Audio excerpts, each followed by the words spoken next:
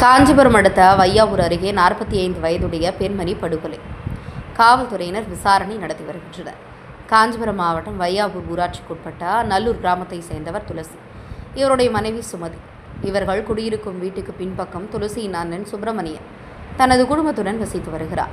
இரு குடும்பத்துக்கும் ஏற்பட்ட தகராறில் சுப்பிரமணியனின் மகன் துரை தனது வீட்டுக்கு முன்பு நின்றிருந்த சித்தி சுமதியை காலை சுமார் 7 மணி அளவில் அரிவாளால் சரமாரியாக வெட்டிவிட்டு தப்பியோடிவிட்டார்.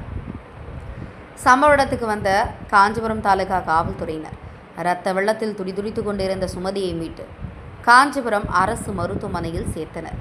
பின்னர் பரிசோதித்த நிலையில் சுமதி ஏற்கனவே இறந்துவிட்டதாக மருத்துவர்கள் தெரிவித்தனர். இது குறித்து போலீசார் விசாரணை மேற்கொண்டனர்.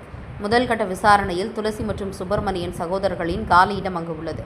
அதனை கைப்பற்றி 2 குடும்பத்தினருக்கும் அவ்வப்போது தகராறு ஏற்படுவது வாடிக்கை. அந்த பிரச்சினை தற்போது கொலையில் முடிந்துள்ளது என காவல்துறை தரப்பில் தெரிவிக்கப்பட்டது. சொத்துக்காக தன்னை வளர்த்த சொந்த சித்தியையே கொலை செய்த சம்பவம் நல்லூர் கிராமத்தில் மிகுந்த அதிர்ச்சியை உண்டாக்கியுள்ளது. கடந்த சில தினங்களில் 2 பெண்கள் காஞ்சிபுரத்தில் வெட்டி படுகொலை செய்யப்பட்டது. காஞ்சிபுரத்தில் காவல்துறையினரின் செயல்பாட்டை தோலுரித்து காட்டுகின்றனர் என்பது குறிப்பிடத்தக்கது.